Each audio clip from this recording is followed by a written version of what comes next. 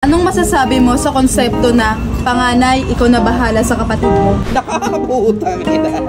Kung ayaw mo rin lang na masustentuhan lahat ng anak na pinaggagawa mo habang hindi pa nila kaya magtrabaho, ba't nagparami ka ng anak? Ano ba stupido niya? Nag-anak ka ng marami tapos iaasa mo ngayon sa panganay lahat ng mga ibang pinagpasarapan yung dalawa ng kayo lang dalawa yung nakinabang? Ano to? Pagkasarap kayong dalawa, enjoy na enjoy kayo tapos pagdating sa hirap, papasa mo ngayon sa panganay yung iba? Ano putang inang kalensyan yan? Hindi ko maintindihan yung ganyang konsepto eh. Gisa sa sariling mantika, ay mag-aanak tayo ng marami na kakatutan tayo ng marami, mag-enjoy tayo sa pag-aasawa natin tapos mag-aanak tayo marami.